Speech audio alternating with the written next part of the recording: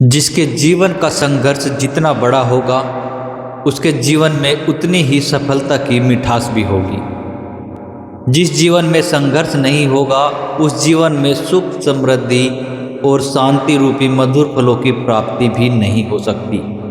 संघर्ष वो वृक्ष है जिसकी जड़ें कड़वी जरूर होती हैं, लेकिन उसके फल बहुत ही मीठे होते हैं। जिस जीवन में आज जितनी मधुरता है, उस जीवन में कभी संघर्ष भी उतना ही रहा होगा। हम सफलता के मधुर फल तो खाना चाहते हैं, लेकिन संघर्ष रूपी कड़वाहट का स्वाद नहीं लेना चाहते। हम ये भूल जाते हैं कि जीवन की मधुरता की जड़ संघर्ष ही है। जो इस कड़वाहट से बचने का प्रयास करते हैं, वो जीवन की मधुरता से वंचित रह जाते हैं। पहले संघर्ष और फिर मिठास, यही है जीवन का नियम। भगवान श्री राम के संघर्षों ने उन्हें जन जन का प्रिय प्रभु श्री राम बना दिया, तो योगेश्वर श्री कृष्ण के संघर्षों ने उन्हें महानायक बना दिया।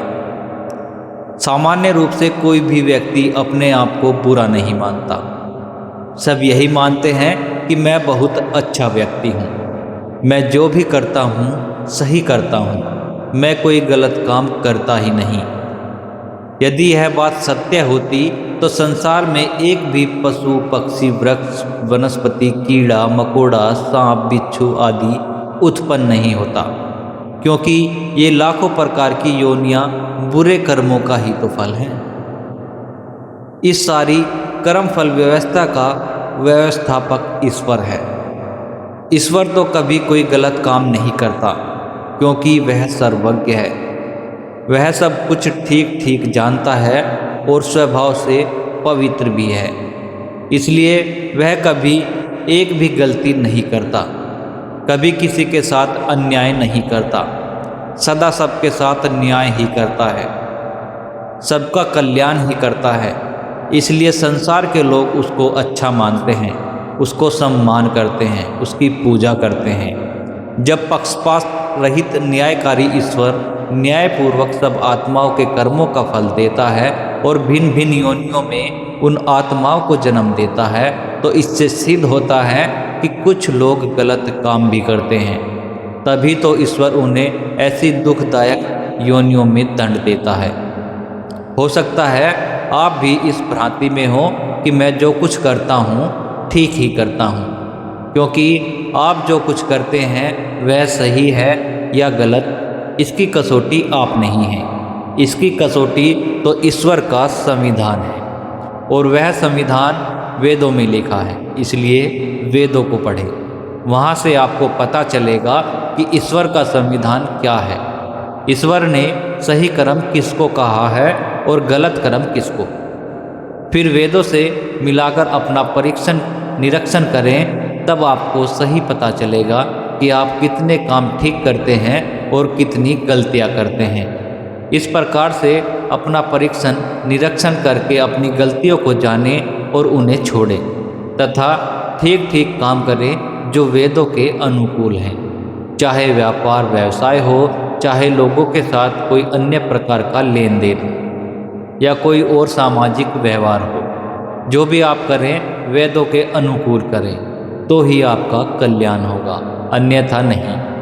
आपका यह बहाना भी नहीं चलेगा कि ईश्वर हमें तो पता ही नहीं था कि यह काम गलत है, हम तो अनजाने में ही गलत काम कर रहे हैं, कृपया हमें माफ़ कर दीजिए। ईश्वर के न्यायालय में माफ़ी शब्द है ही नहीं।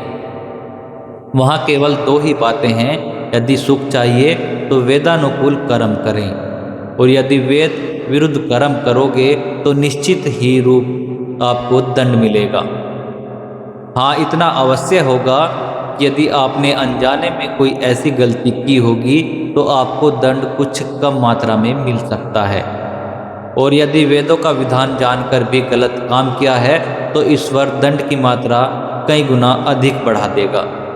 वेदों में ऐसा ही लिखा है, इसलिए वेदों का अध्ययन करें और वेदानुकूल कार्य करें, इसी से आपका कल्याण होगा, अन्यथा नहीं।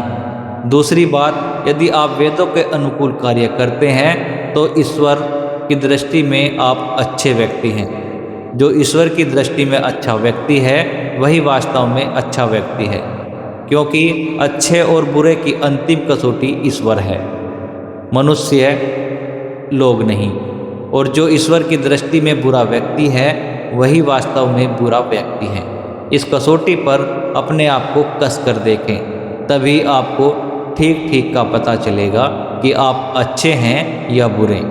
यदि आप ईश्वर की दृष्टि में अच्छे हैं तो आप वास्तव में अच्छे व्यक्ति हैं। फिर दुनिया वाले लोग आपको अच्छा माने या न माने, इससे कोई फर्क नहीं पड़ता। तब उनकी चिंता ना करें, ईश्वर की न्याय व्यवस्था की चिंता करें, यही आपके लिए हितकारी है। दोस्तों, ये थे कुछ अनमोल वचन जो आज हमने आपको इस वीडियो के माध्यम से सुनाए हैं। आशा करते हैं आप सभी को पसंद आए होंगे। अच्छे लगे हैं तो वीडियो को लाइक और कमेंट में जय श्री कृष्णा राधे राधे जरूर लिखें। साथ ही साथ इस वीडियो को आगे से आगे शेयर भी करें। अगर आप हमारे चैनल पर पहली बार आए हैं, पहली बार आप हमारी वीडियो देख रहे हैं, तो चैनल को सब्सक्राइब करके बेल आइकन के बटन को भी दबा लें, जिससे आपको हमारे आने वाली अच्छी वीडियो का नोटिफिकेशन मिलता रहे और कोई भी वीडियो आपसे मिस ना हो।